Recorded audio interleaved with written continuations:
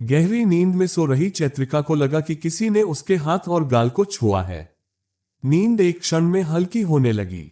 हालांकि उनकी आंखें अभी भी बिस्तर से चिपकी हुई थीं और वे तुरंत एक दूसरे से नहीं मिल पा रही थीं। उसकी आंखों से उसके गाल पर एक नम स्पर्श मिला। तभी जलन के कारण मेरी आंखों में आंसू आ गए। अपनी आंखें मलते हुए उसने स्वप्न प्रकाश की मंद चमक में कमरे की चारों दीवारों पर अपनी सतर्क दृष्टि केंद्रित की, लेकिन उसे कहीं कोई दिखाई नहीं दिया। जैसे ही उसने दरवाजे की ओर देखा तो पाया कि वह आधा खुला था। उसके हाथ की ओर देखते हुए चैत्रिका के होठों पर एक सौम्य मुस्कान उभर आई। शायद मां आई होगी और उसके हाथ पर मरहम लगाया होगा। जब वह सुबह कुम्हार के खेत पर न जाने की जिद करने लगी तो उसके पिता ने गुस्से में उसे थप्पड़ मार दिया। उसके हाथ में गर्म चाय का कप था, जो थप्पड़ के जोर के कारण उसके दाहिने हाथ और गर्दन के एक हिस्से पर पूरी तरह से गिर गया। चैत्रिका सुबह की ताजगी भरी हवा को अपने पूरे शरीर से समेटने के लिए छत पर आ गई। यह मकान 3 मंजिला है। चैत्रिक कुछ वर्षों से यहाँ किराए पर रह रहे हैं। न बहुत सुंदर न बहुत बुरा। हालांकि चैत्रिक की क्षमताओं के अनुसार यह ठीक है। जैसे ही मैंने नीचे देखा, मीम दौड़कर मेरे पास आकर खड़ी हो गई। लड़की जोर जोर से सांस ले रही है। जैसे ही सांसों की आवाज उसके कानों में पड़ी, चैत्रिका ने नीचे से ऊपर की ओर देखा। अपनी बहन के हाथों में रंग बिरंगे गेरबेरा देखकर उसकी आंखें तुरंत चौड़ी हो गईं। उसने उत्तेजित स्वर में कहा, मिम ने तुम्हें इतने सारे फूल क्यों दिए? तुमने यह मुझे नहीं दिया बहन, तुम्हें दे दिया। मैं नीचे गया और दरबान अंकल ने वह मुझे दे दिया। सौभाग्य से मैंने इसे अपने पिता को नहीं दिया। मीम की बेदम आवाज गूंज उठी और प्रेरणा का स्रोत बन गई। उसने किसी तरह अपनी बहन के हाथों से फूल छीन लिए। उसने फूलों को एक एक करके खोला और उन्हें अटारी के फर्श पर रख दिया। उन्हें वहां एक छोटे से कागज के टुकड़े के अलावा कुछ नहीं मिला, जिस पर केवल चैत्रिका शब्द लिखा था। मैं ठीक हूं, स्वस्थ रहो, आकाश के पते पर एक पत्र लिखो। मीम अपने मुंह पर हाथ रख लेती है और दरबान की बेसुरा आवाज सुनकर अपनी हंसी को दबाने की असफल कोशिश करती है। लेकिन हंसी उनके प्रयासों के साथ ही जोरदार शोर भी सुनाई दिया। लड़की जोर से हंस पड़ी।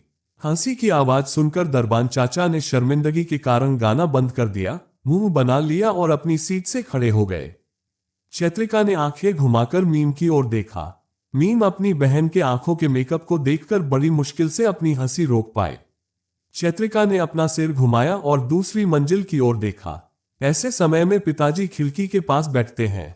आज उसे न देखकर चैत्रिका ने राहत की सांस ली। दरबान ने अपने चाचा की ओर देखा और नम्रतापूर्वक धीमी आवाज में पूछा, चाचा आपको फूल किसने दिए? मैं नहीं बता सकता मां। ड्यूटी पर आने के बाद मैंने देखा कि कोई व्यक्ति कुर्सी पर बैठा है। मैं थोड़ी बहुत पढ़ाई कर रहा हूं, कक्षा 5 तक। तो आपका नाम डॉक्टर, पढ़ने में कोई समस्या नहीं हुई। आपसे पहले एक और व्यक्ति भोर तक ड्यूटी पर था। क्या उसने यह नहीं देखा? कोई व्यक्ति गेट पर आया और गेटकीपर की नजरों से बचते हुए चला गया। यह अजीब है। दरबान ने चारों ओर देखा। उन्होंने भयभीत स्वर में कहा, सच तो यह है कि जो कल रात ड्यूटी पर था, वो फज्र की अजान से पहले ही चैलाह के लिए चला गया है। उसकी मां का शरीर अच्छा नहीं है। कल रात मुझे बुखार था। उसने मुझे फोन किया और कहा, मैं जा रही हूं। जब मैं पहुंचा तो 6 बज रहे थे। मालिक पर दोष मत लगाओ। मैं यह आपको नहीं दूंगा चाचा। मेरी आपसे एक छोटी सी विनती है, कृपया पिताजी को यह मत बताना कि किसी ने मेरे नाम पर फूल दिए हैं। मुझे मत बताओ, मेरे बारे में तो बात भी मत करो। अगर मैं ऐसा करूंगा तो मेरे पास नौकरी नहीं रहेगी। चैत्रिका ने अपना सिर इधर उधर हिलाया। यानी वह ऐसा नहीं कहेंगे। उसने मीम का हाथ पकड़ा और अपना पैर उठाया, लेकिन रुक गया। अपना सिर घुमाकर वह धीरे से मुस्कुराया और बोला, गाना बहुत सुंदर था चाचा। आप निश्चित रूप से गा सकते हैं। मीम आपकी गायन आवाज से मोहित होकर मुस्कुरा रही थी। कितने लोग लोगों के होठों के कोनों पर मुस्कान ला सकते हैं। चैत्रिका की बात सुनकर दरबान चाचा प्रसन्न हो गए। चैत्रिका ने भी होठों पर मुस्कान बनाए रखी और मीम के साथ सीढ़ियां चढ़ने लगी। बहन, कहना चाचा का गाना खत्म हो गया है, ये पत्नियों की ही आवाज को भी मात दे देगा। तुमने मेरी इतनी कठोर प्रशंसा क्यों की? चैत्रिका ने सीढ़ियों पर अपने पैर रोक दिए। उसके चेहरे पर गंभीरता का भाव प्रकट हुआ। उसने धीमी सांस ली और शांत स्वर में कहा, हमें किसी को चोट नहीं पहुंचानी चाहिए मीम। चाहे कोई व्यक्ति कितना भी बुरा हो या उसके कार्य कितने भी अनुचित हो, फिर भी उसका मजाक उड़ाना गलत है। दूसरों को दुख पहुंचाकर आप कभी अच्छे नहीं बन सकते। तुम्हारी मुस्कुराहट ने मेरे चाचा के दिल को छू लिया है। अच्छा, क्या तुम बिना किसी कारण के हंस सकते हो? क्या तुम कभी बिना किसी कारण के हंसते हो? मीम ने सहमति में अपना सिर हिलाया। चैत्रिका ने मीम के मुलायम गाल को छूते हुए मंद मंद मुस्कुराए। उन्होंने धीमी आवाज में कहा, इस शहर में लोगों को हंसाने वाले लोगों की बहुत कमी है मीम। यह आपके चाचा की वजह से है कि आप हंस पड़े। तुम्हें उसका धन्यवाद करना चाहिए। जो लोग अपने माथे पर खुशी नहीं देखते, वे ही समझते हैं कि एक छोटी सी मुस्कान कितनी महत्वपूर्ण है।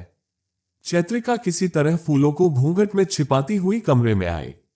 आज के गेरबेरा ने टब में अपनी जगह ले ली, साथ ही उन गेरबेरा ने भी अपनी जगह ले ली जो पहले पीड़ादायक दिख रहे थे। चैत्रिका ध्यान से देखती हुई विचारों में खोई हुई थी।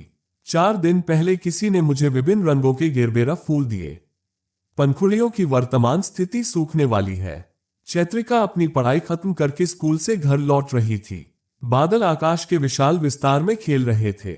सफेद नहीं, बल्कि काले बादल। चैत्रिका को अचानक लगा कि जो छाता हमेशा उसके बैग में जगह घेरता था, वह आज घर पर ही रह गया है। यह कहना कठिन है कि बारिश कब पूरे शरीर को छूते हुए बरसेगी।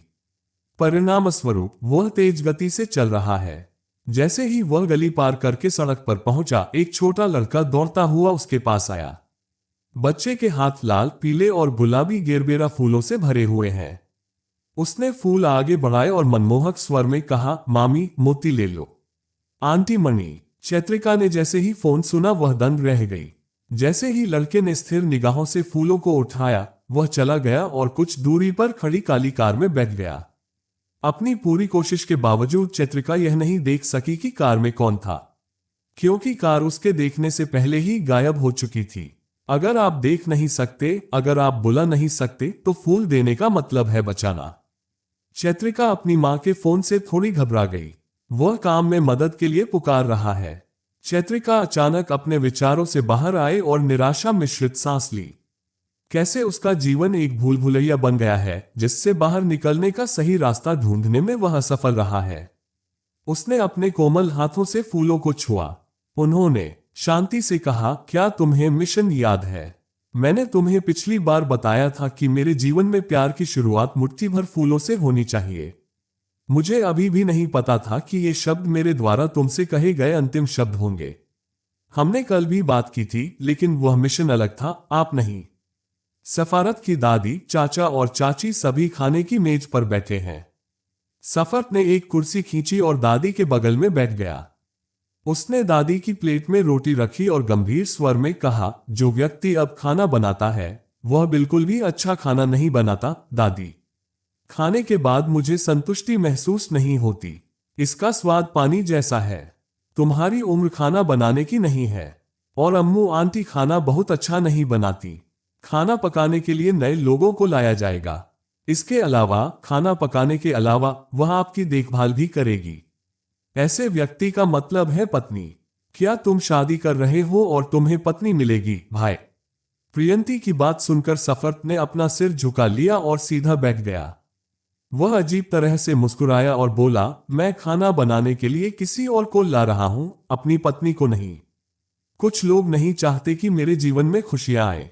मैं सबसे अकेला हूं। मैं जो भी होगा उसे पकड़ कर रखूंगा। दिन के अंत में यह देखा जाएगा कि वह मुझे चोट पहुंचाने के लिए तैयार है। सफरत की बातें सुनकर चाचा चाची समेत सबके चेहरे पीले पड़ गए। प्रियंती ने सफरत की निगाहों का अनुसरण करते हुए अपने माता पिता और बाकी सभी लोगों की ओर देखा। 15 वर्षीय प्रियंती, हालांकि वह ज्यादा कुछ नहीं समझती, लेकिन कम से कम ये तो समझती है कि सफारत का उसके माता पिता के साथ रिश्ता बहुत अच्छा नहीं है। इस विशाल घर में सभी के इतने करीब रहते हुए भी ऐसा महसूस होता है कि आप हजारों मील या उससे भी अधिक दूर हैं। जैसे ही सफारत ने हाथ धोए और कुर्सी से खड़ी हुई, सफारत की दादी सुफिया बेगम ने आवाज लगाई। तुम्हारे पिता ने फोन किया था, उसने भारी आवाज में कहा। वह आपसे बात करना चाहता है। एक क्षण में सफारत की आंखें लाल हो गईं। उन्होंने अपने माथे पर अंगूठा रगड़ते हुए कहा, मुझे लगता है कि तुम्हें अपना मोबाइल फोन कूड़ेदान में फेंक देना चाहिए। जिस चीज का इस्तेमाल लोगों से बकवास बातें करने के लिए किया जा रहा है, वह मेरे घर में नहीं रह सकती। सफरत की नाराजगी भरी आवाज से सूफिया बेगम अभिभूत हो गई। उसने दूतावास की ओर दयनीय दृष्टि से देखा। क्या आप आज डॉक्टर के पास नहीं जा रहे हैं? चैत्री के पिता अहमद साहब ने तिरछी लाइन फेंकी। अपनी आवाज में थोड़ा गुस्सा भरकर उसने कहा, मैंने तुमसे कई बार कहा है कि मुझे उस लड़की का पिता मत कहो। जिस लड़की ने मेरे बेटे की जान ली, वह कभी मेरी संतान नहीं हो सकती। अगर यह संभव होता तो मैं अपने हाथों से उसका गला घोंट देता। फहमीदा की आंखों से आंसू बह निकले। उसने विरोध किया, वह अपने भाई को क्यों पीटेगा? तुम अभी भी गलती पकड़कर लड़की को बर्बाद करने की कोशिश कर रहे हो। तुम मेरी बेटी को मार रहे हो। चैत्रिका दरवाजे से दूर चली गई। जब वह कमरे में पहुंचा तो उसने अपने पैर तोड़ लिए और फर्श पर बैठ गया। दोनों आंखों में पानी नहीं है, लेकिन अंदर खून बह रहा है। चैत्रिका को ऐसा महसूस हुआ जैसे उसके अंदर तरल लाल रक्त बह रहा हो। वह खून जो कोई नहीं देखता, कभी नहीं देखेगा। वह अपने पिता की गलती को कैसे सुधारेगा? क्या यह संभव है? मैं इतने सालों से ऐसा नहीं कर पाया हूं और शायद आगे भी नहीं कर पाऊंगा। चैत्रिका स्वयं अपने प्रियजन को खोने के दर्द से धीरे धीरे मर रही है।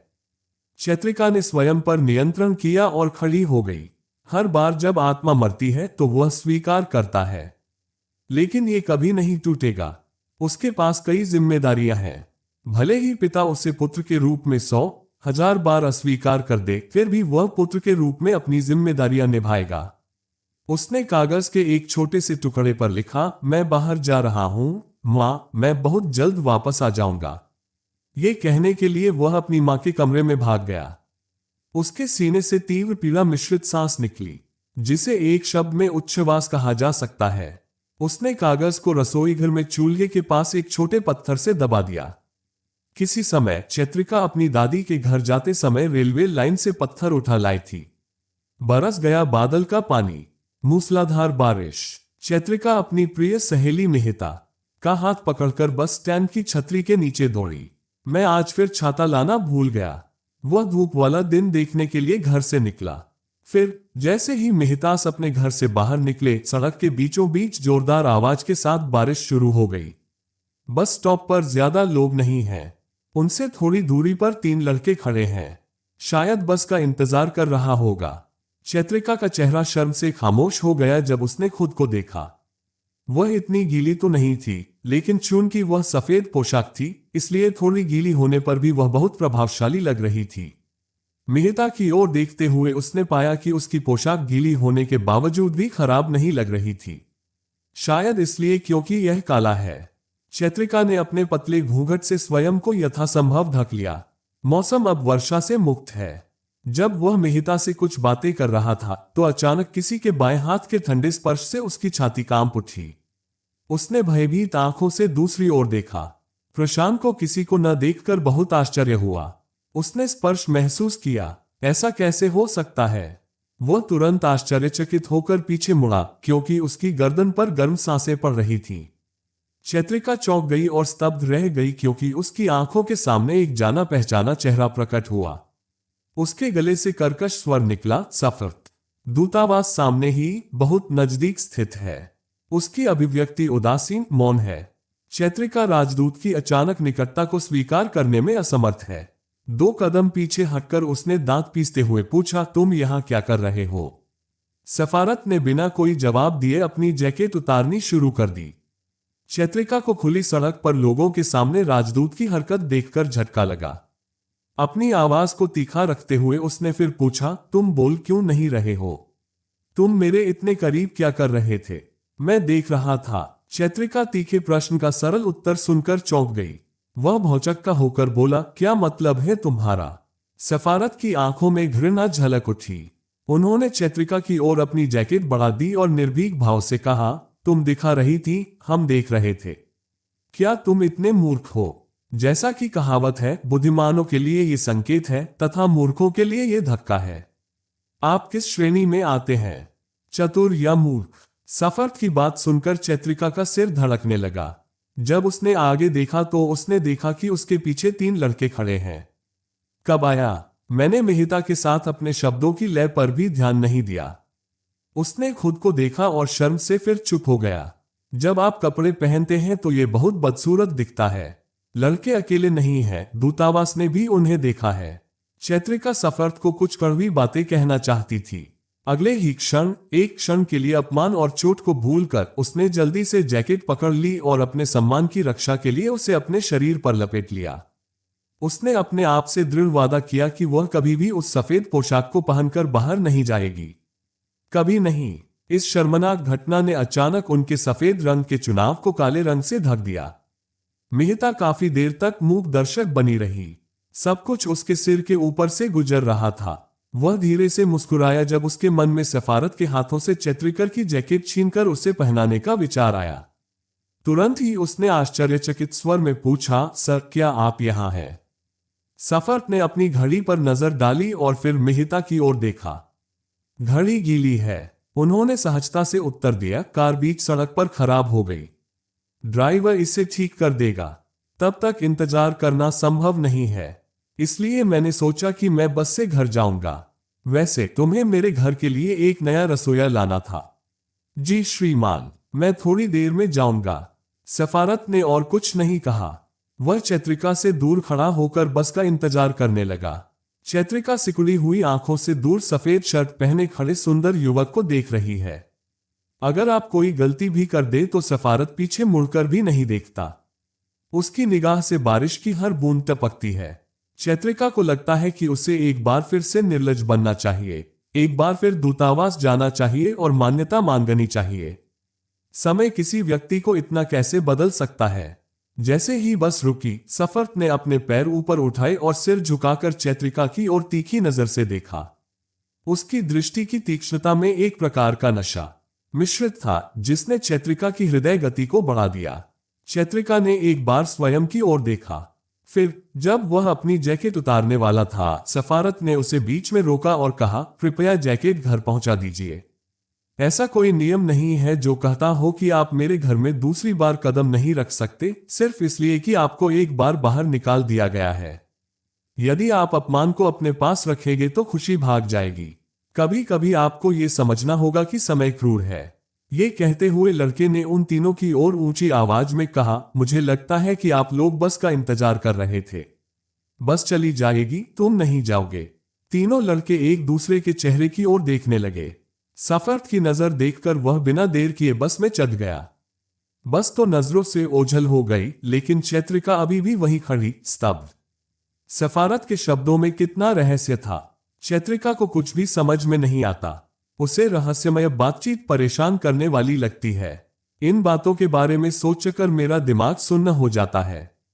चैत्रिका ने सफरत के इस कथन को, यदि आप अपमान को अपने पास रखेंगे तो खुशी भाग जाएगी, तिरस्कार के साथ खारिज कर दिया। उसके जीवन में फिर से खुशियां।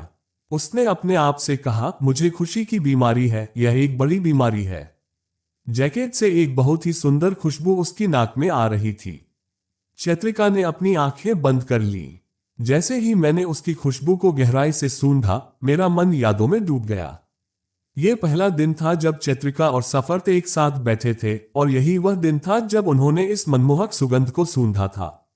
उसने मुग्ध नेत्रों से उसकी ओर देखते हुए जिज्ञासा से कहा, तुम्हारे इत्र की खुशबू बहुत मीठी है, सफर्त। सफर्त ने मुस्कुराते हुए कहा, मेरे जीवन में सबसे महत्वपूर्ण व्यक्ति मेरी माँ है, जिसने मुझे यह इत्र दिया। मेरी माँ अपनी खुशबू से भी अधिक मीठी है। एक दिन मैं तुम्हें अपनी माँ से मिलवाने के लिए अपने घर ले जाऊंगा। चैत्रिका ने लंबी सांस छोड़ी। वही व्यक्ति, वही सुगंध, अंतर केवल व्यवहार का है। वर्तमान दूतावास का पूरा चेहरा केवल गंभीरता के भाव से भरा हुआ है।